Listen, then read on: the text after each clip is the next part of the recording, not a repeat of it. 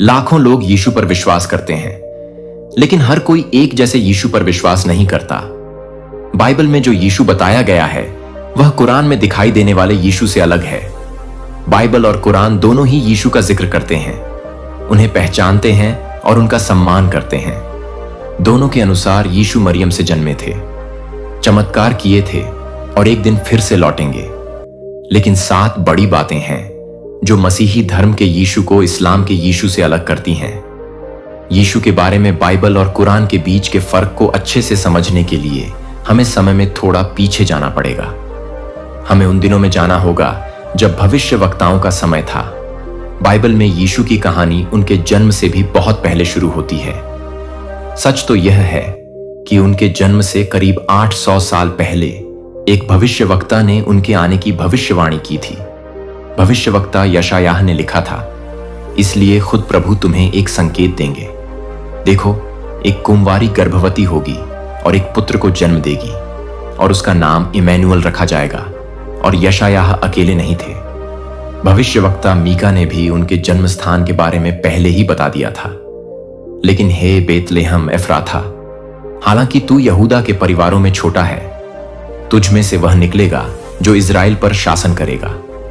भविष्यवक्ताओं ने इसमें कोई शक नहीं छोड़ा था। उन्होंने पहले ही बता दिया था यीशु का वंश कौन होगा, उनकी माता कौन होंगी, वह कहां जन्म लेंगे और उनका उद्देश्य क्या होगा। यह बच्चा साधारण नहीं होगा, वह मसीहा होगा, परमेश्वर का पुत्र और एक सदियों पुराना वादा पूरा करने वाला। अब सवाल आता है, कुरान में क्या यीशु के जन्म की भविष्यवाणी की गई थी? तो इसका जवाब है हाँ, लेकिन एक बिल्कुल अलग तरीके से। इस्लाम में पुराने नियम की तरह कई भविष्यवक्ता नहीं थे जो यीशु के आने की घोषणा करते, बल्कि वहां एक सीधी स्वर्ग से आई सूचना दी गई। और सूरा 3 में लिखा है, जब फरिश्ते ने कहा, ए मरियम, अल्लाह तुम्हें अपने एक वचन की खुशखबरी देता है, उसका नाम मसीह यीशु मरियम का बेटा होगा।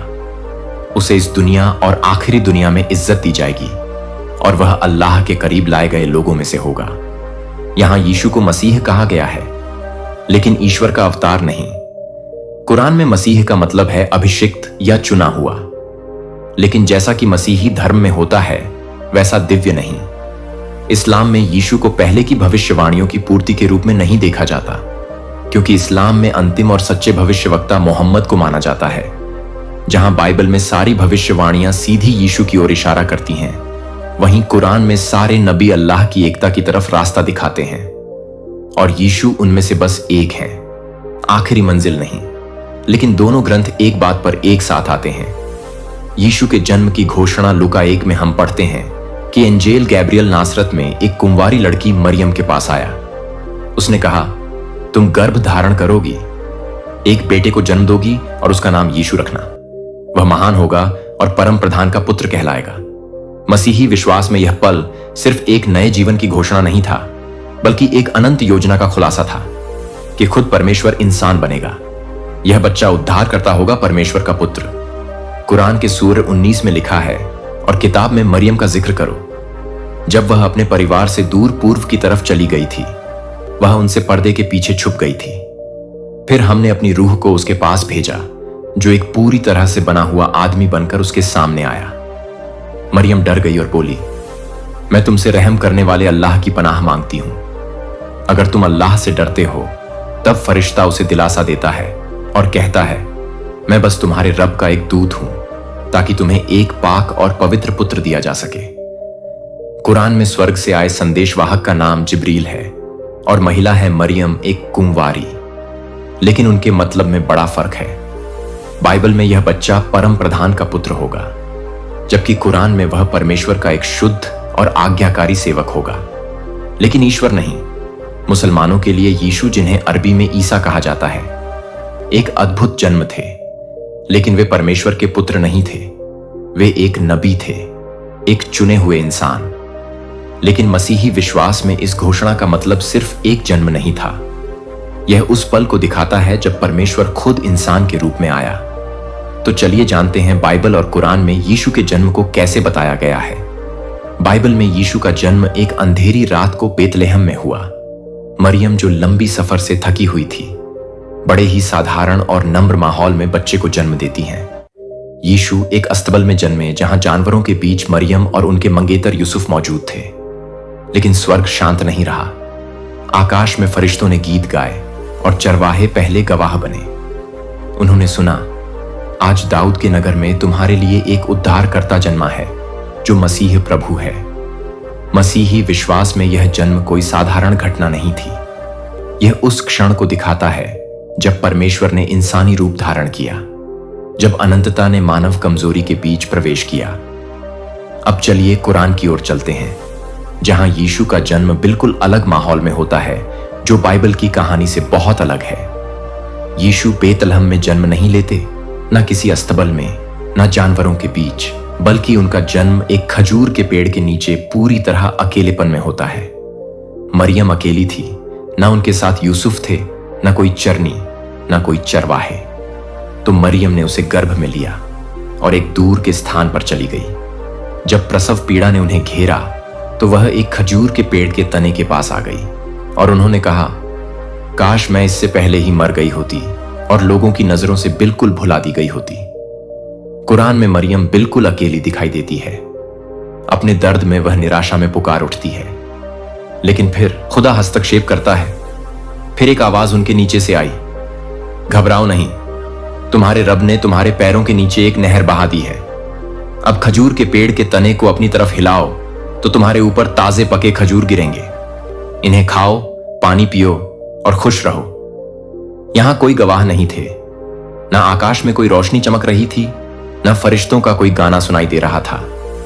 यह दृश्य ना तो सार्वजनिक था और ना ही भव्य। यहां कोई भीड़ इकट्ठा होकर खुशी नहीं मना रही थी। यह एक बहुत ही निजी और प्यारा चमत्कार था, जहां खुदा ने अपनी दासी को सीधे ढाढ़स बंधाया और उसे ताजे पानी और खजूरों से ताकत दी जो खजूर के पेड़ से गिरे थे। कुरान में यीशु के जन्म का सटीक पल नहीं बताया गया है। ना तो जन्म की प्रक्रिया का जिक्र है, न बच्चे के दिखने का, और ना ही इस बात का कि उसका स्वागत कैसे हुआ। अगली बात जो हम पढ़ते हैं वह यह है, मरियम अपने लोगों के पास लौटती हैं, अपने नवजात बच्चे को बाहों में लिए हुए, और फिर कुछ अद्भुत होता है। एक ऐसी बात जो बाइबल में कहीं नहीं बताई गई है। जब लोग मरियम को बच्चे के साथ देखते हैं तो वे सवाल उठाते हैं, शक करते हैं और उन पर आरोप लगाते हैं। मरियम चुप रहती है, लेकिन वह अकेली नहीं थी। खुद यीशु, जो उस समय सिर्फ एक नन्हा बच्चा था, झूले से बोल पड़ता है, सचमुच मैं अल्लाह का सेवक हूं। उसने मुझे किताब दी है और मुझे नबी बनाया है। एक नवजात बच्चा पूरी गंभीरता के साथ बोलता है, अपनी मां का बचाव करता है और अपने मिशन की घोषणा करता है। इस दृश्य में कहीं भी उसकी ईश्वरीय पहचान का ऐलान नहीं होता, बल्कि एक साफ मकसद दिखाई देता है। यीशु एक नबी हैं, परमेश्वर के सेवक हैं जो एक संदेश लेकर भेजे गए हैं। बाइबल और कुरान दोनों एक बात पर सहमत हैं। यीशु का जन्म मरियम से हुआ, एक चमत्कारी जन्म जिसमें किसी इंसानी हस्तक्षेप की जरूरत नहीं पड़ी। लेकिन उनके जन्म की कहानी के विवरण में बहुत फर्क है। बाइबल में यीशु का जन्म एक असली जगह पर हुआ, बेतलेहम के छोटे से शहर में, जैसा कि भविष्यवक्ता मीका ने पहले से भविष्यवाणी की थी। यहां यीशु का जन्म परमेश्वर के पुत्र के रूप में होता है और उनका आना एक पुराने वादे की पूर्ति की शुरुआत को दिखाता है। वहीं दूसरी ओर कुरान में किसी खास जन्म स्थान का जिक्र नहीं किया गया, बल्कि एक खजूर के पेड़ के नीचे जन्म की कहानी बताई गई है। यहां यीशु अल्लाह के एक नबी के रूप में जन्म लेते हैं और नवजात अवस्था में ही अपने पहले शब्द बोलते हैं, गवाही देते हैं और झूले से ही एक नबी की तरह बोलते हैं। यही है वह बुनियादी फर्क बाइबल के यीशु और कुरान के ईसा के बीच। बाइबल इस सवाल का बिना किसी झिझक के जवाब देती है। यूहन्ना के पहले ही वाक्य में लिखा है, आदि में वचन था और वचन परमेश्वर के साथ था और वचन परमेश्वर था और वचन देह बना और हमारे बीच में निवास किया। बाइबल में यीशु पूरे कहानी के सेंटर में है। उन्हीं के इर्द गिर्द सब कुछ घूमता है। उत्पत्ति से लेकर प्रकाशित वाक्य तक पूरा शास्त्र उनके बारे में ही बताता है। यीशु की भविष्यवाणी यशायाह ने की थी, उनकी घोषणा गैब्रियल ने की थी। उन्हें प्रिय पुत्र के रूप में प्रकट किया गया, क्रूस पर चढ़ाया गया, तीसरे दिन फिर से जीवित हुए और एक दिन राजा बनकर लौटने का वादा किया। यीशु सिर्फ एक शिक्षक नहीं है, वह सिर्फ एक नबी भी नहीं है, वह परमेश्वर के पुत्र हैं। त्रित्व का दूसरा व्यक्ति उद्धारकर्ता मसीह वह मेमना जो दुनिया का पाप उठा लेता है। मसीही विश्वास में यीशु खुद परमेश्वर का अवतार है। वह आदि और अंत है, शुरुआत और अंत दोनों। उनका उद्देश्य सिर्फ शिक्षा देना नहीं था बल्कि छुड़ाना था। वे केवल सुधारने नहीं आए थे बल्कि मानवता को परमेश्वर से मेल कराने आए थे, अपने बलिदान और पुनरुत्थान के द्वारा। लेकिन कुरान में इसका जवाब कुछ अलग है। यीशु जिन्हें ऐसा कहा जाता है ना तो परमेश्वर हैं, ना ही परमेश्वर के पुत्र हैं और ना ही वे ट्रिनिटी का हिस्सा हैं। इस्लाम में ऐसा मानना शर्क कहलाता है, यानी अल्लाह के साथ किसी और को जोड़ना, और यह इस्लाम में सबसे बड़ा पाप माना जाता है। कुरान में ईसा मरियम के बेटे को सबसे बड़े नबियों में गिना जाता है। उनका जन्म चमत्कारी ढंग से हुआ था और वे जन्म से ही पवित्र थे। खुदा ने उन्हें बिना किसी इंसानी दखल के पैदा किया था, लेकिन साथ ही यह भी साफ कर दिया था, ईसा ना तो उसका बेटा है और ना ही उसका कोई हिस्सा। अल्लाह के लिए यह शोभा नहीं देता कि वह किसी को अपना बेटा बनाए, उसे महिमा दी जाए। कुरान में यीशु एक पैगंबर है, बहुत महान पैगंबर, लेकिन फिर भी सिर्फ एक इंसान उनका जन्म अद्भुत था। वे निष्पाप थे, उन्हें ज्ञान और चमत्कार करने की ताकत दी गई थी, लेकिन फिर भी वे पूरी तरह इंसान ही थे। हम कुरान में पढ़ते हैं, हे किताब वालों, अपने धर्म में अति मत करो और अल्लाह के बारे में सच के अलावा कुछ भी मत कहो। मसीह यीशु मरियम का बेटा बस अल्लाह के एक नबी थे। कुरान के अनुसार यीशु एक आदर्श सेवक थे। वे पूरी मानवता के लिए एक निशानी थे। वह मसीह थे लेकिन परमेश्वर नहीं। उन्हें इज़राइल की संतान के पास भेजा गया था, इंजील यानी असली सुसमाचारक लेकर, ताकि वे तोराह की पुष्टि करें और एक आने वाले नबी मोहम्मद की घोषणा करें। बाइबल में यीशु पापों को क्षमा करते हैं, पानी पर चलते हैं, लोगों की आराधना स्वीकार करते हैं और खुद कहते हैं, जिसने मुझे देखा है उसने पिता को देखा है। कुरान में यीशु बचपन से ही बोलते हैं। वे बीमारों को ठीक करते हैं, मरे हुए को जीवित करते हैं, लेकिन हर बार अल्लाह की इजाजत से, कभी अपनी खुद की शक्ति से नहीं। आइए अब और गहराई से समझते हैं मसीही और इस्लामी विश्वास में यीशु के जीवन और चमत्कारों के बीच क्या फर्क है। अब हम आते हैं यीशु की कहानी के एक सबसे आकर्षक और शक्तिशाली पहलू पर, उनके चमत्कारों और उनकी सेवकाई पर। यह एक ऐसा विषय है जहां मसीही और इस्लामी विश्वास मिलते भी हैं और गहराई से अलग भी हो जाते हैं। बाइबल और कुरान दोनों ही बताते हैं कि यीशु, जिन्हें अरबी में ईसा कहा जाता है, ने अद्भुत चमत्कार किए थे। उन्होंने बीमारों को ठीक किया, मरे हुए लोगों को जिलाया और ऐसे चिन्ह दिखाए जो प्रकृति के नियमों को भी तोड़ते थे। लेकिन भले ही काम देखने में एक जैसे लगते हैं, फिर भी उनकी शुरुआत, उनके अर्थ और उनके उद्देश्य दोनों धर्मों में एक दूसरे से बिल्कुल अलग हैं। बाइबल में सुसमाचार हमें एक ऐसी सेवकाई की कहानी सुनाते हैं जिसने पूरी दुनिया को हिला दिया था। सिर्फ 3 साल और यीशु ने एक कभी ना मिटने वाली छाप छोड़ दी। उन्होंने सिर्फ अपने शब्दों से नहीं बल्कि अपने चमत्कारों से भी दिलों को बदल दिया, जो प्रकृति के नियमों को भी झुका देते थे। सिर्फ 3 सालों में उन्होंने एक ऐसी विरासत बना दी जो कभी नहीं मिटेगी। यीशु सिर्फ बोलने नहीं आए थे, वह अधिकार के साथ काम करने आए थे। उन्होंने अंधों को आंखें दी, कोढ़ियों को शुद्ध किया, थोड़ी सी रोटियों और मछलियों से हजारों को खिलाया, सिर्फ एक शब्द से तूफानों को शांत किया, पानी पर चले और मरे हुए को जीवित किया। उनके सबसे शक्तिशाली चमत्कारों में से एक है लाजर का फिर से जीवित होना। हम पढ़ते हैं, तब यीशु गहरी भावना से भरकर ऊंचे स्वर में पुकारे, लाजर बाहर आ, और जो मर चुका था वह बाहर आ गया। सोचिए कौन ऐसा है जो एक मुर्दे को आवाज दे और वह चल पड़े। मसीही विश्वासियों के लिए यह चमत्कार केवल शक्ति के चिन्ह नहीं है, यह इस बात का जीता जागता सबूत है कि यीशु देह में आए परमेश्वर हैं। यीशु को कभी भी शक्ति उधार नहीं लेनी पड़ी। उन्होंने बस आदेश दिया और प्रकृति ने उनकी आज्ञा मानी। बाइबल में हम देखते हैं यीशु पापों को क्षमा करते हैं, अपनी खुद की शक्ति से मृतकों को जलाते हैं और परमेश्वर के राज्य की घोषणा पूर्ण अधिकार के साथ करते हैं। उनकी सेवकाई ने एक आत्मिक क्रांति को जन्म दिया, इसीलिए उन्हें गहरे प्यार भी मिला और गहरी नफरत भी। और अब चलिए सुनते हैं कि कुरान क्या कहता है। इस्लाम में भी यीशु ने चमत्कार किए और कुछ चमत्कार तो वही हैं जो बाइबल में दर्ज है। लेकिन एक बहुत महत्वपूर्ण फर्क है, हर चमत्कार अल्लाह की अनुमति से होता है। यह बात कुरान में बार बार दोहराई जाती है, यह साफ कर देने के लिए कि ईसा अपनी खुद की शक्ति से काम नहीं करते, बल्कि एक आज्ञाकारी नबी के रूप में अल्लाह की सेवा करते हैं। सूरह 3 में लिखा है, मैं तुम्हारे पास तुम्हारे रब की ओर से एक निशानी लेकर आया हूं। मैं तुम्हारे लिए मिट्टी से एक पक्षी की शक्ल बनाऊंगा, फिर उसमें फूंक मारूंगा और वह अल्लाह की अनुमति से उड़ने लगेगा।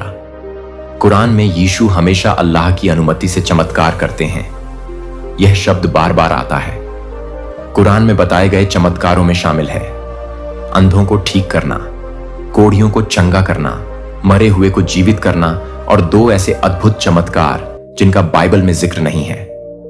बचपन में झूले से बोलना और मिट्टी से बनाए गए पक्षी को जान डालकर उड़ाना।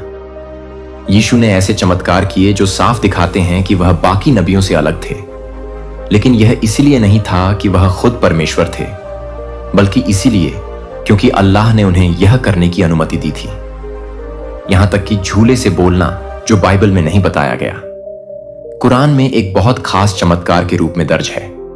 कुरान में यीशु साफ कहते हैं, सचमुच मैं अल्लाह का सेवक हूं। उसने मुझे किताब दी है और मुझे नबी बनाया है। यह काम उनके अनोखे और पवित्र स्वभाव को दिखाते हैं जो उन्हें बाकी नबियों से अलग करते हैं। लेकिन यह काम उनकी दिव्यता का सबूत नहीं बनते, बल्कि कुरान साफ चेतावनी देता है। यीशु को परमेश्वर का रूप मानना सबसे बड़ा पाप है, जिसे इस्लाम में कुफ्र कहा जाता है। इसीलिए कुरान में यीशु की सेवकाई का मकसद है तौराह की पुष्टि करना और उनके बाद आने वाले नबी मां मोहम्मद की घोषणा करना। कुरान के अनुसार यीशु एक सच्चे और वफादार नबी थे। उन्हें खुदा ने शक्ति दी थी और वे एक बड़ी भविष्यवाणी की योजना का हिस्सा थे। लेकिन बाइबल में यीशु की सेवकाई एक सीधा रास्ता दिखाती है जो क्रूस की ओर जाता है। बाइबल में यीशु की सेवकाई परमेश्वर के राज्य की घोषणा करती है और मानवता को उनके उद्धार बलिदान के लिए तैयार करती है। यीशु अच्छी तरह जानते थे कि वे दुनिया में क्यों आए हैं। वे इंसानों के पापों के लिए मरने आए थे। लेकिन इस्लाम के अनुसार यीशु ने क्रूस पर प्राण नहीं दिए, इसलिए उनकी सेवकाई में वह उद्धार और अंतिम समय की भविष्यवाणी वाली बात नहीं आती जो बलिदान के जरिए मुक्ति को दिखाती है। तो फिर कुरान के मुताबिक यीशु की मृत्यु कैसे होती है? आइए इस फर्क को नीचे और गहराई से समझते हैं। दरअसल यीशु के बारे में मसीही और इस्लामी विश्वास के बीच सबसे बड़ा और गहरा फर्क उनकी मृत्यु के विषय में ही है। मसीही विश्वास में यीशु की मृत्यु उद्धार की सबसे मुख्य घटना है। यह योजना परमेश्वर ने दुनिया की रचना से भी पहले बना ली थी। सुसमाचार बड़े जीवंत ढंग से बताते हैं कैसे यीशु को गलत तरीके से गिरफ्तार किया गया, कठोरता से मुकदमा चलाया गया, उन्हें पीटा गया और अंत में रोमी गवर्नर पिलातुस के शासन में क्रूस पर चढ़ा दिया गया। यीशु के लिए यह मृत्यु कोई चौंकाने वाली बात नहीं थी। उन्होंने खुद कई बार अपने चेलों से कहा था, मनुष्य के पुत्र को बहुत दुख सहने पड़ेंगे, मार डाले जाएंगे और तीसरे दिन फिर जी उठेंगे। यीशु अच्छी तरह जानते थे कि उनका मिशन अपनी मर्जी से दुख सहने और मरने की मांग करता है। बाइबल की कहानी यहीं से शुरू होती है जब यहूदा इस्करियोती ने यीशु से विश्वासघात किया। उसने 30 चांदी के सिक्कों के बदले यीशु को धार्मिक नेताओं के हवाले कर दिया। इसके बाद यीशु को सनहेड्रिन के सामने लाया गया, जहां उन पर झूठा आरोप लगाया गया कि वह खुद को परमेश्वर का पुत्र कहते हैं। बाद में यीशु पीतुस के सामने लाए गए, जो भीड़ के दबाव में आकर हालांकि यीशु में कोई दोष नहीं पाया, फिर भी उन्हें क्रूस पर चढ़ाने का आदेश दे देता है।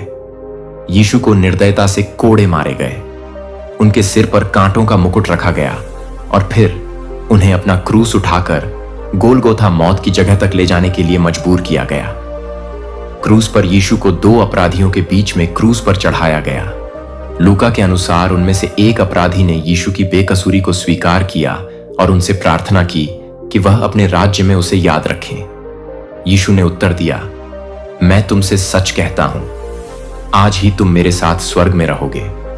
जब यीशु क्रूस पर लटके हुए थे तो उन्होंने कुछ ऐसे वाक्य बोले जो उनके दुख की गहराई और उनके मकसद के पूरा होने को दिखाते हैं। उन्होंने कहा, पिता, इन्हें क्षमा कर, क्योंकि यह नहीं जानते कि यह क्या कर रहे हैं। और अंत में कहां पूरा हुआ, इसका मतलब था उनका उद्धार का कार्य पूरा हो चुका था। मसीही विश्वास में यीशु की मृत्यु को एक बलिदान के रूप में समझा जाता है, यानी उन्होंने मानवता की जगह पर प्राण दिए और पूरी दुनिया के पापों का बोझ अपने ऊपर लिया। क्रूस पर परमेश्वर के पुत्र ने खुद पर पाप का दंड ले लिया, ताकि हर वह व्यक्ति जो उन पर विश्वास करें उद्धार पा सके। लेकिन इस्लाम के अनुसार यीशु ना तो सूली पर चढ़ाए गए और ना ही मारे गए। इससे भी आगे इस्लाम सिखाता है कि जो कोई भी मानता है कि यीशु को सूली पर चढ़ाया गया वह पूरी तरह गलत है। कुरान में हम पढ़ते हैं, और उनके कहने पर कि हमने मसीह यीशु मरियम के बेटे परमेश्वर के दूत को मार डाला, ना तो उन्होंने उसे मारा और ना ही सूली पर चढ़ाया, बल्कि उन्हें ऐसा दिखाया गया। जो लोग इस मामले में अलग अलग राय रखते हैं वे सिर्फ शक में हैं। उन्हें इस बारे में कोई पक्की जानकारी नहीं है, वह बस अंदाजे लगाते हैं। सच तो यह है, उन्होंने उसे नहीं मारा। यह आयत इस्लामी सोच की नींव है। सूली पर चढ़ाया जाना सिर्फ एक भ्रम था, या यूं कहें कि यह गलत दिखाई गई घटना थी, और खुदा ने सीधे हस्तक्षेप करके यीशु को बचा लिया था। अगली आयत में कुरान साफ कहता है, बल्कि अल्लाह ने उन्हें अपनी ओर उठा लिया। मुस्लिम्स का मानना है कि यीशु को शरीर सहित जीवित अवस्था में स्वर्ग में उठा लिया गया, बिना मृत्यु का अनुभव किए। कुरान यह नहीं बताता कि यीशु की जगह किसे सूली पर चढ़ाया गया। इसी वजह से इस्लामी इतिहास में कई तरह की बहुत सी बातें सामने आई। इस्लाम में कुछ और बातें भी मानी जाती हैं कि यहूदा इस्करियोती, जिसने यीशु के साथ विश्वासघात किया था, को खुदा ने चमत्कारिक रूप से यीशु जैसा बना दिया था और उसे ही सजा के तौर पर सूली पर चढ़ाया गया। इस चमत्कार के पीछे इस्लाम में नबियों को लेकर जो सोच है वही वजह है। इस्लाम में हर नबी को सम्मान दिया जाता है, उन्हें खुदा की तरफ से सुरक्षा और मार्गदर्शन मिलता है। इसीलिए यह सोचना कि कोई नबी, खासकर इतना पवित्र और ऊंचा नबी जैसे ईसा, अपने दुश्मनों के हाथों अपमानजनक मौत झेलेगा, बिल्कुल कबूल नहीं है। इसीलिए माना जाता है कि खुदा ने खुद हस्तक्षेप किया, उनकी इज्जत की रक्षा की और उन्हें दुश्मनों के हाथों गिरफ्तार और मारे जाने से पहले स्वर्ग की ओर उठा लिया। इसके अलावा मसीही विश्वास के विपरीत इस्लाम ओरिजिनल सीन या किसी दूसरे के बलिदान से उद्धार के सिद्धांत को नहीं मानता। इसलिए इस्लाम में यीशु के लिए मानवता के पापों के लिए मरने की कोई आवश्यकता नहीं थी। इस्लाम में मुक्ति कैसे मिलती है? ईमान लाने से, अच्छे काम करने से और सच्चे दिल से तौबा करने से, न कि किसी मध्यस्थ के बलिदान से। इसी कारण मुसलमानों के अनुसार यीशु को खुदा ने आसमान की ओर उठा लिया था और क्रूस पर चढ़ाए जाने की घटना या तो एक भ्रम थी या फिर एक गलतफहमी। तो अगर मुसलमान मानते हैं कि यीशु को सूली पर नहीं चढ़ाया गया और उनकी मृत्यु नहीं हुई, तो क्या वे यह मानते हैं कि यीशु मृतकों में से जी उठे? आइए इसका जवाब ढूंढते हैं। यीशु का पुनरुत्थान मसीही विश्वास का सबसे बड़ी और सबसे खास घटना है। बाइबल के अनुसार यीशु कब्र में नहीं रहे। क्रूस पर चढ़ाए जाने के तीसरे दिन वह शारीरिक रूप से जी उठे, मौत, पाप और कब्र की शक्ति पर विजय पाते हुए। यह घटना न केवल उनकी दिव्यता को साबित करती है, बल्कि मसीही आशा की बुनियाद भी रखती है। अगर मसीह सचमुच जी उठे तो इसका मतलब है कि अनंत जीवन सच्चा है और अब मृत्यु अंतिम शब्द नहीं है। पुनरुत्थान की कहानी चारों सुसमाचारों में दर्ज है। सप्ताह के पहले दिन की बहुत सुबह मरियम मगदलिनी और कुछ अन्य स्त्रियां कब्र पर पहुंची, लेकिन पत्थर लुढ़ा हुआ था और यीशु का शरीर वहां नहीं था। फिर एक स्वर्गदूत ने उनसे कहा, डरो मत, मैं जानता हूं कि तुम यीशु को ढूंढ रहे हो जो सूली पर चढ़ाए गए थे। वह यहां नहीं है, क्योंकि वह जी उठा है, जैसा कि उसने कहा था। वे महिलाएं यह खुशखबरी देने के लिए भागी और थोड़ी ही देर में यीशु खुद प्रकट हुए। पहले मरियम मगदलीनी को, फिर अपने चेलों को और बाद में 500 से भी ज्यादा लोगों को। यीशु का जी उठना सिर्फ कोई इशारा या आत्मा का जिंदा होना नहीं था, वो सच में अपने पूरे शरीर के साथ जी उठे थे। यीशु ने अपने घाव दिखाए, अपने चेलों के साथ भोजन किया और थॉमस को अपने हाथों और पांवों को छूने दिया ताकि हर शक दूर हो जाए। यीशु ने कहा, अपनी उंगली यहां रखो, मेरे हाथ देखो, अपना हाथ बढ़ाओ और मेरी करवट पर रखो और अविश्वासी नहीं बल्कि विश्वासी बनो। मसीही विश्वास में मौत पर मिली यह जीत इस बात की पुष्टि करती है कि यीशु सचमुच परमेश्वर के पुत्र हैं, जैसा कि उन्होंने दावा किया था। पुनरुत्थान यीशु की सेवकाई, उनकी शिक्षा और उनके बलिदान पर परमेश्वर की अंतिम मुहर है। अगर पुनरुत्थान ना हुआ होता तो क्रूस की कहानी बस एक दुखद घटना बनकर रह जाती, लेकिन पुनरुत्थान ने उसे अनंत जीवन तक पहुंचने का पुल बना दिया। पुनरुत्थान के बाद यीशु ने 40 दिन तक अपने चेलों को शिक्षा दी, उन्हें सुसमाचार फैलाने के लिए तैयार किया और पवित्र आत्मा के आगमन का वादा किया। अंत में यीशु स्वर्ग की ओर उठाए गए, पराजित शहीद के रूप में नहीं, बल्कि एक महान राजा के रूप में। तब से अब तक मसीही लोग यह मानते आए हैं कि यीशु जीवित हैं, राज्य कर रहे हैं, अपने लोगों के लिए मध्यस्थता कर रहे हैं, और एक दिन वे फिर लौटेंगे, जीवितों और मृतकों का न्याय करने के लिए। इस्लाम में मसीही विश्वास के अनुसार यीशु के पुनरुत्थान की बात नहीं मानी जाती। कुरान साफ तौर पर कहता है कि यीशु की मृत्यु क्रूस पर नहीं हुई थी, और जब मौत ही नहीं हुई तो पुनरुत्थान की जरूरत भी नहीं थी। इस्लाम यीशु के स्वर्गारोहण को मानता है, लेकिन पुनरुत्थान को नहीं, क्योंकि यीशु ना तो मरे थे और ना ही कब्र में रखे गए थे, इसलिए उन्हें वापस जीवन में लाने की जरूरत नहीं थी। यीशु को जीवित अवस्था में बिना मौत का अनुभव किए स्वर्ग की ओर उठा लिया गया, और वह आज भी वहीं है, समय के अंत में लौटने का इंतजार कर रहे हैं। तो क्या बाइबल और कुरान दोनों यीशु के फिर से आने की बात करते हैं? मसीही और इस्लामी विश्वास दोनों इस बात पर सहमत हैं कि यीशु फिर आएंगे, लेकिन यहां आकर समानताएं खत्म हो जाती हैं और एक गहरा फर्क सामने आता है। मसीही विश्वास में यीशु का दूसरा आगमन बेहद महिमामय होगा। वह फिर से नासरत के एक साधारण बढ़ाई के रूप में नहीं आएंगे, ना ही वह दुख उठाने वाले आदमी के रूप में लौटेंगे।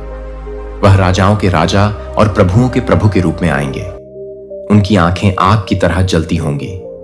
वह एक सफेद घोड़े पर सवार होकर आएंगे और न्याय उनकी पहचान की तरह लहराएगा। यीशु ने खुद स्पष्ट रूप से कहा था, मैं फिर आऊंगा और तुम्हें अपने पास ले लूंगा, ताकि जहां मैं हूं वहां तुम भी रहो। यह आगमन गुप्त नहीं होगा, यह अदृश्य नहीं होगा। हर आंख उन्हें देखेगी, हर घुटना उनके सामने झुकेगा। प्रकाशित वाक्य की किताब में यह लिखा है, मैंने स्वर्ग को खुला देखा और देखो, एक सफेद घोड़ा था जो उस पर बैठा था। उसे विश्वासी और सच्चा कहा जाता है। उसकी आंखें आग की ज्वाला के समान थीं और उसके सिर पर कई मुकुट थे, और उसके वस्त्र और जांघ पर लिखा था, राजाओं का राजा और प्रभुओं का प्रभु। यही वही यीशु हैं जिन पर थूका गया था, जिनका मजाक उड़ाया गया था और जिन्हें क्रूस पर चढ़ाया गया था। अब वही यीशु स्वर्गीय ताकत के साथ लौटेंगे। स्वर्ग की सेनाएं उनके साथ होंगी। वह न्याय पाने वाले के रूप में नहीं, बल्कि न्याय करने वाले के रूप में आएंगे। वह इस बार अस्वीकार किए जाने के लिए नहीं, बल्कि राज्य करने के लिए लौटेंगे। उनका आगमन समय के अंत का संकेत होगा। मरे हुए फिर से जी उठेंगे, पुस्तकें खोली जाएंगी और हर इंसान सच का सामना करेगा। यीशु सिर्फ बुराई को नष्ट करने नहीं आएंगे, वह एक ऐसा अनंत राज्य स्थापित करेंगे जहां सच्चाई, शांति और महिमा होगी, जहां ना मौत होगी, ना शोक और ना ही कोई दर्द। एक नया स्वर्ग और एक नई पृथ्वी प्रकट होगी, और यीशु युगों युगों तक राज्य करेंगे। लेकिन इस्लाम भी यीशु का इंतजार कर रहा है, लेकिन ना तो परमेश्वर के पुत्र के रूप में, ना उद्धारकर्ता के रूप में, और ना ही सूली पर चढ़ाए गए के रूप में, बल्कि उस नबी के रूप में जो कभी मरे ही नहीं थे और जो अंतिम समय में जीवित स्वर्ग से उतरेंगे। हदीसों के अनुसार जो पैगंबर मोहम्मद के वचन हैं, यीशु फिर आएंगे, सलीब को तोड़ेंगे, दज्जाल झूठे मसीहस को मारेंगे और साफ घोषणा करेंगे कि वे कभी भी ईश्वर नहीं थे। हां, यीशु लौटेंगे, लेकिन एक केंद्रीय हस्ती के रूप में नहीं, बल्कि इस्लाम के एक आज्ञाकारी सेवक के रूप में। और भले ही कुरान में उनके लौटने का पूरा विवरण नहीं दिया गया है, लेकिन एक साफ भविष्यवाणी जरूर की गई है। किताब वालों में से ऐसा कोई नहीं रहेगा जो अपनी मौत से पहले यीशु पर ईमान ना लाए, और कयामत के दिन यीशु उनके खिलाफ गवाही देंगे। सदियों से मुस्लिम विद्वान इस आयत को यीशु के भविष्य में उतरने की भविष्यवाणी मानते हैं। यह पूरी कहानी हदीसों में और भी स्पष्ट रूप से बताई गई है, और यह कुछ इस तरह है। आखिरी दिनों में जब पूरी दुनिया युद्ध, अफरा तफरी और धोखे में डूबी होगी, और जब दज्जाल वह झूठा मसीह है जो लाखों को बहकाएगा, प्रकट होगा, तब यीशु स्वर्ग से उतरेंगे, ना तो परमेश्वर के पुत्र के रूप में, ना ही उद्धारकर्ता के रूप में, बल्कि एक मुस्लिम नबी, अल्लाह के सेवक और कुरान के अनुयायी के रूप में वह दमिश्क में एक सफेद मस्जिद के पास उतरेंगे, सादा कपड़े पहने हुए। और जैसे ही उनकी नजर दज्जाल पर पड़ेगी, सिर्फ उनकी सांस से ही दज्जाल का अंत हो जाएगा। यीशु सलीब को तोड़ेंगे, जिसे इस्लाम में अस्वीकार किया गया है, सूअर को मारेंगे जो हराम का प्रतीक है, और जिजिया को खत्म कर देंगे, क्योंकि अब उसकी कोई जरूरत नहीं रहेगी। पूरी धरती पर सिर्फ इस्लाम ही एकमात्र धर्म रह जाएगा। यीशु मुसलमान की तरह नमाज पढ़ेंगे, मुसलमान की तरह जिएंगे और इंसाफ से राज करेंगे, न कि किसी ईश्वरीय राजा के रूप में, बल्कि एक साधारण इंसान के रूप में जो पूरी तरह अल्लाह की इच्छा के अधीन होगा। और जब उनका मिशन पूरा हो जाएगा, तो यीशु भी वैसे ही मरेंगे जैसे दूसरे इंसान मरते हैं।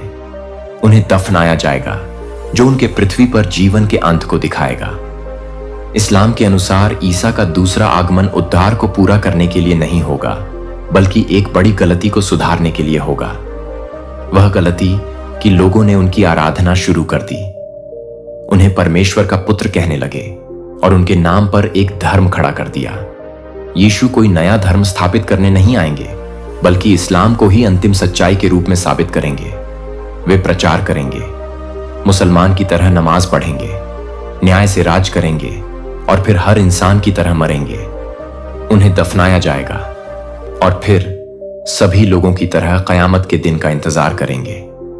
यह दो अलग अलग भविष्यवाणियां हैं, लेकिन दोनों एक ही वापसी की बात करती हैं। बस उद्देश्य बिल्कुल अलग अलग है। मसीही विश्वास में यीशु फिर से लौटेंगे, राज्य करने के लिए, मरे हुए को झिलाने के लिए, बुराई को नष्ट करने के लिए और अपना अनंत राज्य स्थापित करने के लिए।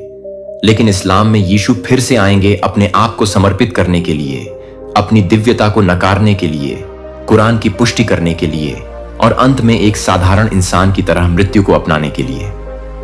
फिर भी बाइबल और कुरान के बीच यीशु को लेकर एक आखिरी बहुत गहरी और रोचक कड़ी है, जिसके बारे में बहुत कम लोग जानते हैं।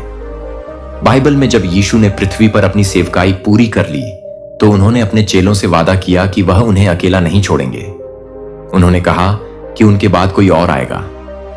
सुसमाचार में इस किसी और को अलग अलग नामों से पुकारा गया है, कंफर्ट, स्पिरिट ऑफ ट्रूथ या हेल्पर। यूहन्ना में यीशु कहते हैं, और मैं पिता से प्रार्थना करूंगा और वह तुम्हें एक और कंफर्ट देगा जो सदा तक तुम्हारे साथ रहेगा, सत्य की आत्मा।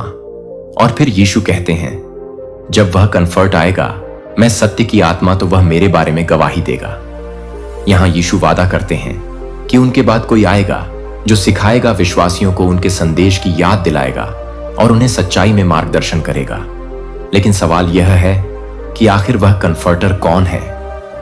मसीही विश्वास में यीशु ने जिस कंफर्ट का वादा किया था, वह पवित्र आत्मा है, त्रित्व का तीसरा व्यक्ति, स्वयं परमेश्वर का आत्मा, जो आत्मिक रूप से उपस्थित है और यीशु के स्वर्गारोहण के बाद भेजा गया। यह वादा प्रेरितों के काम अध्याय 2 में पूरा होता है। पेंटिकॉस्ट के दिन जब पवित्र आत्मा आग के रूप में चेलों पर उतरता है, उन्हें अलौकिक शक्ति और साहस से भर देता है, ताकि वे सुसमाचार का प्रचार कर सकें। मसीही विश्वास के अनुसार पवित्र आत्मा स्वयं परमेश्वर का आत्मा है, जो यीशु के वचन को पूरा करने के लिए भेजा गया। पवित्र आत्मा विश्वासियों के भीतर वास करता है, उन्हें राह दिखाता है, सांत्वना देता है और मसीह का अनुसरण करने के लिए ताकत प्रदान करता है। पवित्र आत्मा परमेश्वर की कभी न छूटने वाली उपस्थिति है, जो उसके लोगों के साथ हमेशा रहती है। लेकिन इस्लाम में सुसमाचार में लिखे गए कंफर्ट को बहुत अलग तरीके से समझा जाता है। यूहन्ना में जो यूनानी शब्द आया है, वह है पैराक्लेटस, जिसका सामान्य अनुवाद है कंफर्टर या वकील। लेकिन कुछ मुस्लिम विद्वानों का कहना है कि असली लिखावट को या तो बदला गया था या फिर गलत समझा गया। उनका दावा है कि यीशु ने असल में पैराक्लूटस शब्द कहा था, जिसका अर्थ होता है प्रेस्ड वन, और प्रेस्ड वन का अर्थ अरबी में अहमद या मोहम्मद है।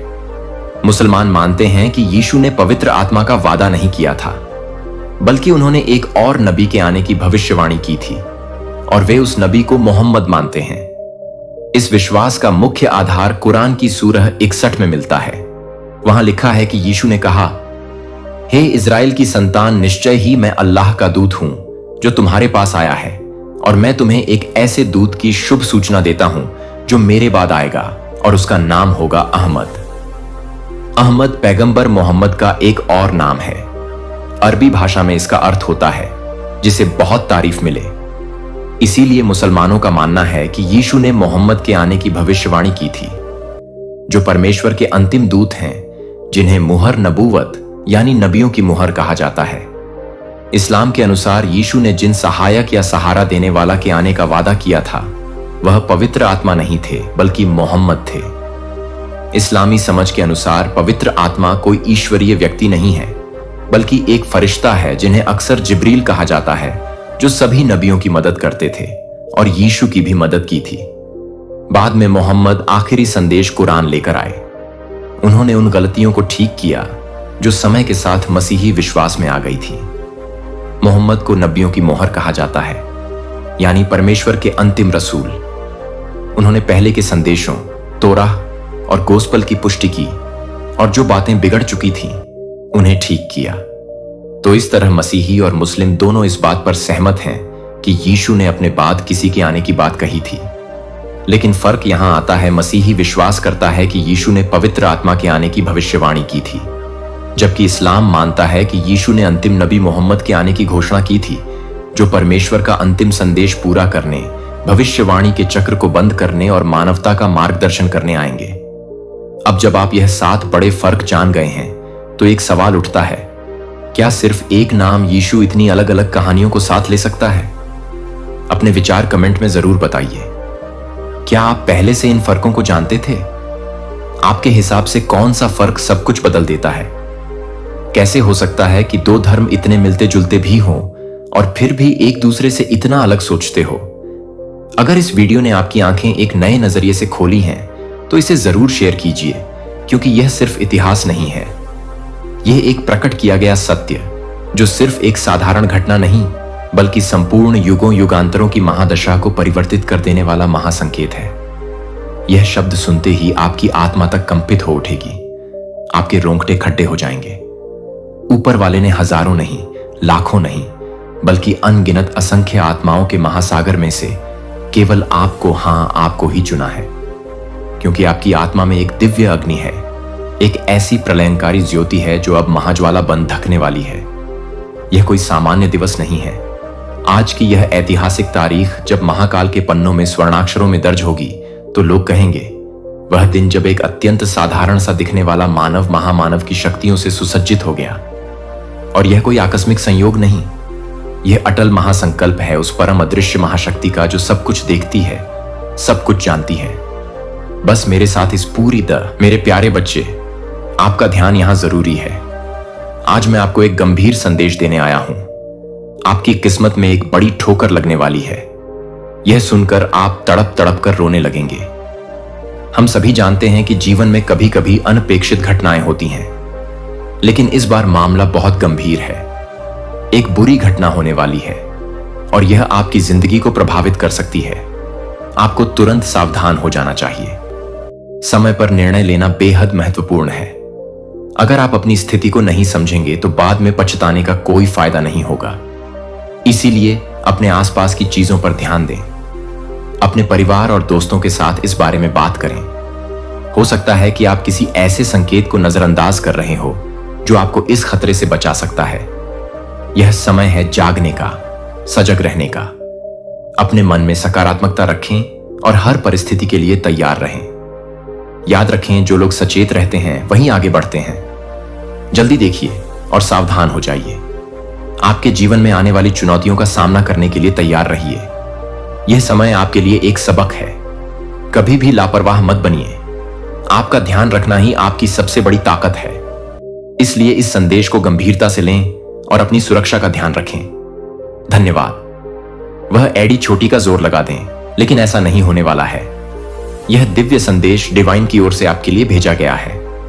अगर यह दिव्य संदेश आपको मिल चुका है, तो निश्चित रूप से यह संदेश आपके लिए ही है। आज आपसे जगत जननी डिवाइन चाहते हैं कि अब तुम जाग जाओ। अब तुम जैसा चाहते हो वैसा ही होगा। तुम जो कुछ भी मांगा था, अब वही तुम्हें मिलेगा, और तुम जो कुछ भी चाहा था अब वही होगा। अब तुम एक बहुत ही बड़ी इवेंट का हिस्सा बनने वाले हो। तो कमेंट सेक्शन में 999 लिखकर इस संदेश को लाइक करें और साथ ही साथ धन्यवाद लिखें। आपके शत्रु फिर से कुछ ना कुछ षड्यंत्र करते ही रहते हैं। क्या षड्यंत्र वह करते हैं? देखिए मेरे बच्चे, मुझे ऐसा नजर आ रहा है जो आपकी पास्ट की एनर्जी थी, बेपरवाह लापरवाह थी। मतलब उस एनर्जी से आप अब शिफ्ट कर गए हैं। पहले क्या था? आप ज्यादा ध्यान नहीं देते थे। आप एक खुली किताब थे चीजें। यहां पर ऐसा था कि आप थे तो खुली किताब बट लग गए अनपढ़ों के हाथ। जैसे खुली किताब अनपढ़ों के हाथ लग जाती है तो वह क्या ही पढ़ेगा, अनपढ़ इंसान तो उसको फाड़ेगा, उसका मिसयूज करेगा। बस वही कुछ एनर्जीज है। आप एक अनपढ़ लोगों के एनवायरनमेंट में आ गए और थे आप एक खुली किताब, तो अनपढ़ लोगों ने अपने हिसाब से उसको इस्तेमाल किया, मिसयूज करा है आपको।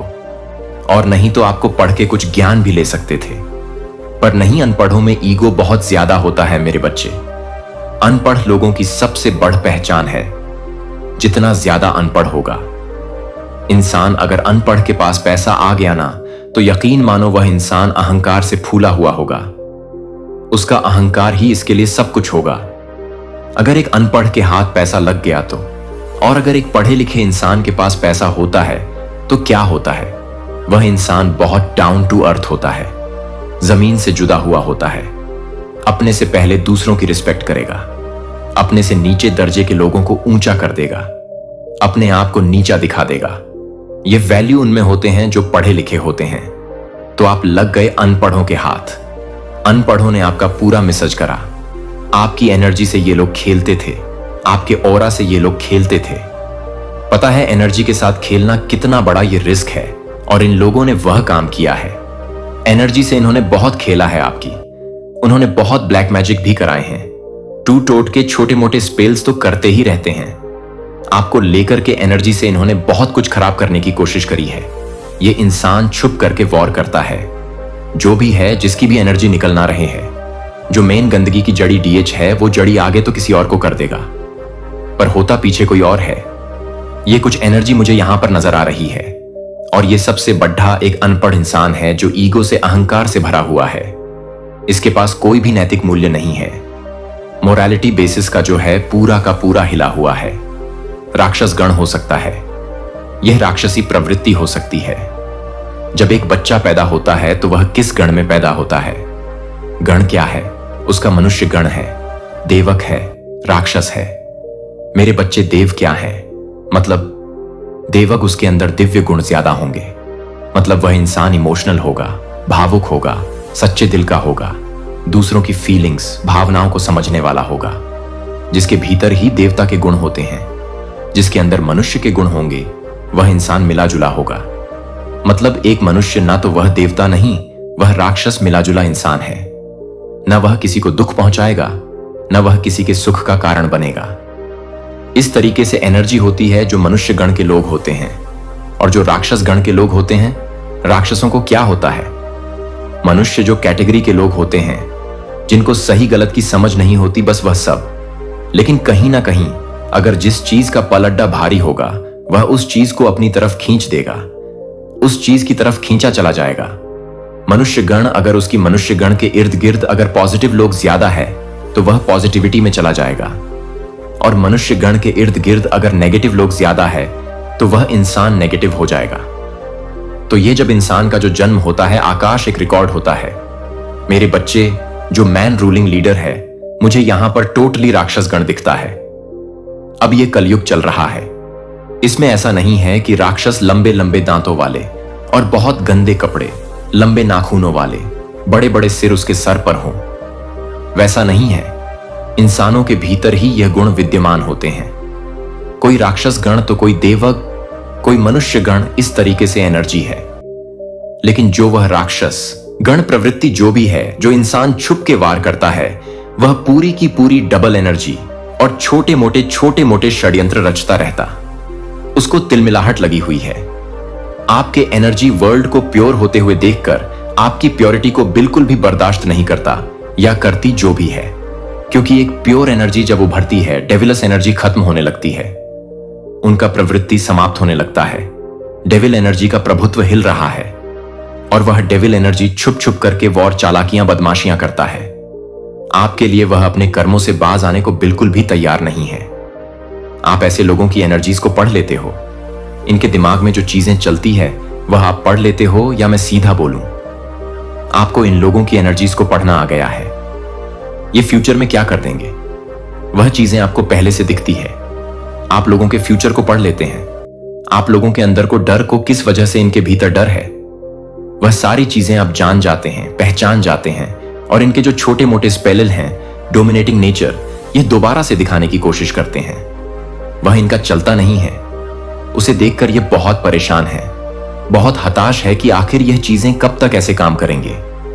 ये चीजें मुझे यहां पर इस कदर नजर आ रही हैं और ये टोटली मुझे अपनी बेवकूफी की फौज लग रही है, जिसे एक तो डेविल है और छोटे छोटे डेविल्स के साथ लगे हुए हैं।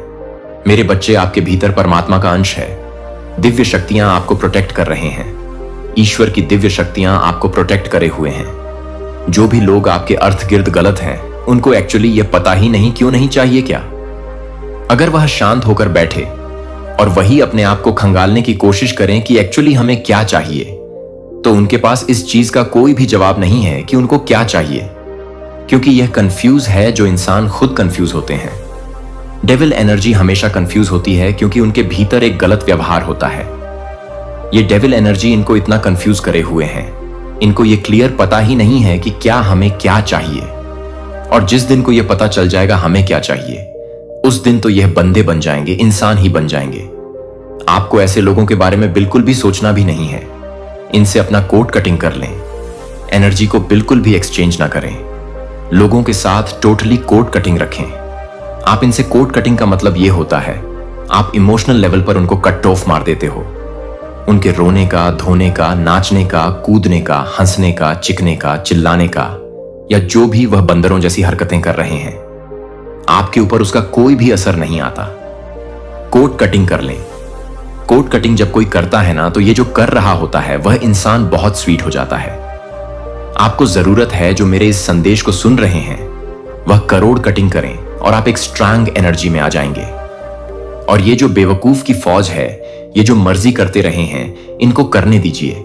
अपने टाइम को खराब कर रहे हैं, वरना इसी प्योर एनर्जी को, ये प्योर एनर्जी तो इनके पास अभी है कि नहीं है। प्योर एनर्जी तक आने के लिए तो पता नहीं इनको नेक्स्ट जन्म ही लेना होगा, क्योंकि इस जन्म में तो नहीं, पाप ही बहुत किए हुए कर्मों का ही खाता इनका बहुत भयानक भरा हुआ है।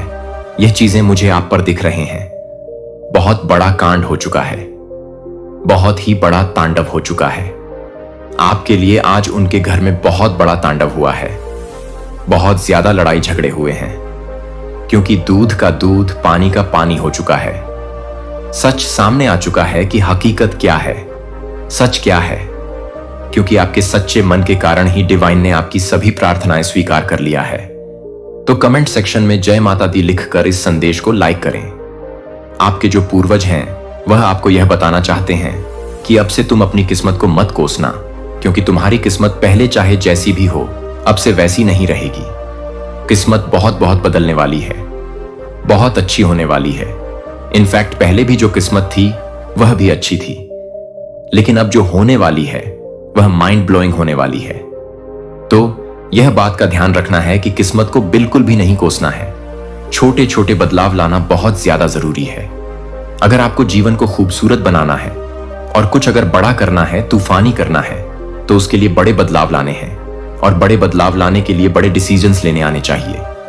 बड़ा बड़ा पेशेंस होना चाहिए, और जो भी डिस्ट्रक्शन आ रहा है उसको हटाना आना चाहिए। जो भी ऑब्स्टकल आ रहे हैं उसको हटाना आना चाहिए। तभी एक नई शुरुआत होगी, तभी एक बड़ा ट्रांसफॉर्मेशन होगा, जहां से सब कुछ बदल जाएगा, जहां से आपके सारे दुख, दर्द, पीड़ा सब खत्म हो जाएंगे। जो भी आपके अंदर एक लाइक एनर्जी है वह खत्म हो जाएगी। और यहां पर मुझे यूनिवर्स की तरफ से कुछ स्पिरिचुअल यूनियंस होते हुए दिखाई दे रहे हैं। यानी कि आपकी जो दो पोलरिटी है, यंगन और यांग, वो आप देखोगे कि मर्ज हो जाएगी।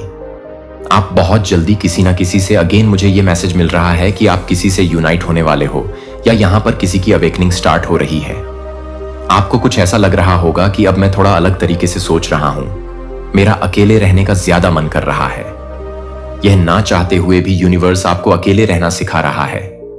और आपके जो पूर्वज वो ये कह रहे हैं कि अगर जिंदगी में कभी ऐसा आए ना दिमाग में कि अकेले रहना है तो डरना मत, क्योंकि अकेला इंसान बहुत आई स्ट्रैंग होता है और यूनिवर्स उसी को अकेला रखता है जिसके अंदर वह दम होता है। तो आप उससे घबराइए नहीं, बिल्कुल भी। कुछ लोगों को अवॉइड करके आगे बढ़ना आपके लिए बहुत ज्यादा जरूरी है। यहां पर मुझे बार बार एक मैसेज मिल रहा है कि कुछ लोगों को आपको अवॉइड करना है। अभी आप देखिए कि किन्हें अवॉइड करना है, कौन डिस्ट्रक्शन ला रहा है, कौन इंटरेक्शन कर रहा है, बार बार अननेसेसरी आपको परेशान कर रहा है, उसको थोड़ा अवॉइड करिए।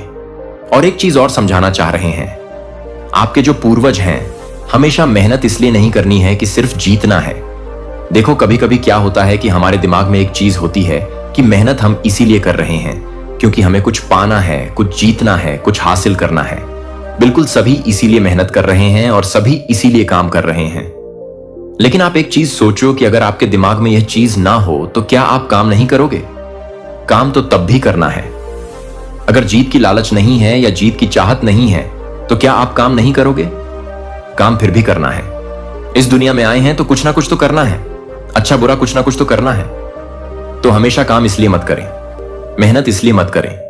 यह आपके पूर्वज आपको समझाना चाह रहे हैं कि कोई चीज हासिल करनी है।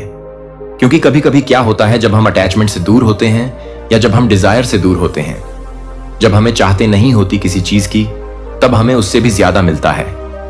तो दो चीजें सोचिए कि या तो जो यह मेहनत कर रहा हूं मुझे उस चीज से कुछ भी नहीं चाहिए। तो दो चीजें, या तो बहुत बड़ा कुछ मिल जाएगा जो आपकी सोच से भी परे है, या फिर अगर कुछ नहीं मिला तो आप वहां से कुछ सीखो।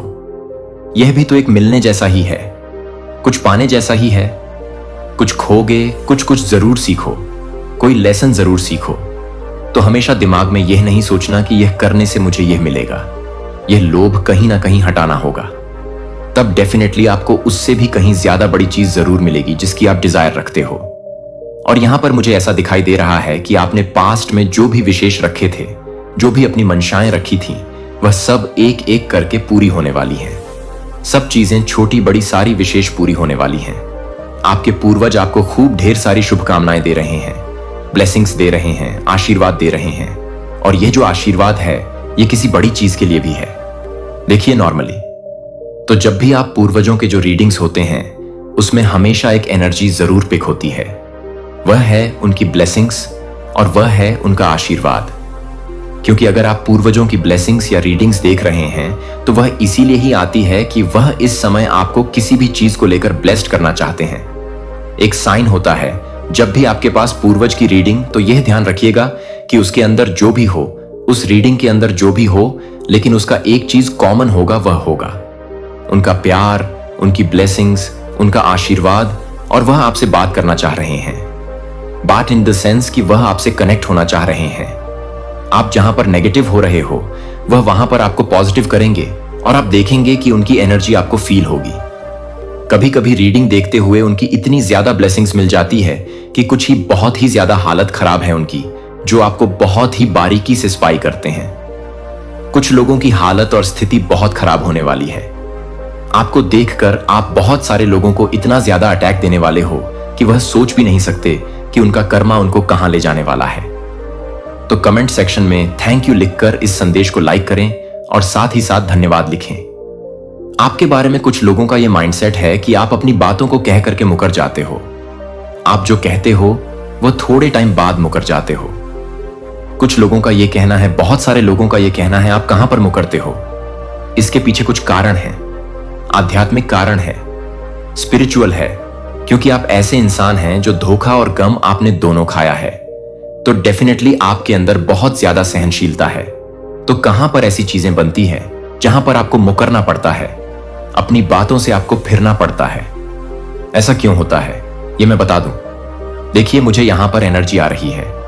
कंफ्यूजन वर्ल्डकोहॉलिक देखिए, यहां पर लोगों को आपके भीतर एक रहस्य लगते हैं। आपकी लाइफ जैसे रहस्यमयी है। लोग आपको समझ नहीं पाते हैं कि इस इंसान के साथ किस तरीके से व्यवहार किया जाए। आपको समझ पाना नामुमकिन है कि आपके साथ किस तरीके से व्यवहार किया जाए। आपको यह समझ पाना लोगों के लिए बहुत एक बड़ा टास्क बना हुआ है। क्यों? क्योंकि आप बहुत ज्यादा मिस्टेक जंप वाली जो एनर्जी है वह आप कैरी करते हैं। यह बहुत बड़ा, जहां पर आपको यह लगे कि मेरे साथ है वहां पर आप जो है अपने लिए स्टैंड लेते हैं और अपनी ही फिर कही हुई बातों से आप मुकर जाते हैं। क्यों मुकरते हैं? उसके पीछे कारण होते हैं। उस समय आपके साथ कुछ ऐसी चीजें हो रही होती हैं, आपको कोई सुप्रेस कर रहा है, आपको कोई डाउन पर लाने की कोशिश कर रहा है, आपके विरुद्ध गॉसिप हो रही है, चर्चाएं बहुत होती हैं, गॉसिप एनर्जी होती है। तो ये सब आपके साथ बहुत ज्यादा होती है, ये एनर्जी है यहां पे है। तो जब आपको ये फील होता है कि मेरे साथ कुछ गलत हो रहा है, मेरे साथ भेदभाव होता है, तो आप अपनी बातों से मुकर्रर जाते हो। आप ये कहोगे कि मैं नहीं लड़ूंगा, फिर आप लड़ पड़ते हो। ऐसी एनर्जी है यहां पर है। क्यों आप ऐसा करते हैं? क्योंकि आपका सीधा एक काम है कि सच्चाई के साथ, धर्म के साथ और किसी के साथ भी भेदभाव क्यों हो रहा है, चाहे मेरे साथ हो चाहे दूसरे के साथ। और यह आप अपने लिए नहीं करते, ये सबके लिए करते हो। आप स्टैंड ले सकते हैं, यह पावर आपके भीतर है। एनलाइनमेंट देखिए आपके ऊपर, आपके ईश्वर की, आपके प्रभु की बहुत दया है। आपके भगवान हर समय आपके साथ हैं, आपके ईश्वर हर समय आपके साथ हैं, आपको फुल ऑन सपोर्ट कर रहे हैं। आपको जो है परमात्मा की ब्लेसिंग हमेशा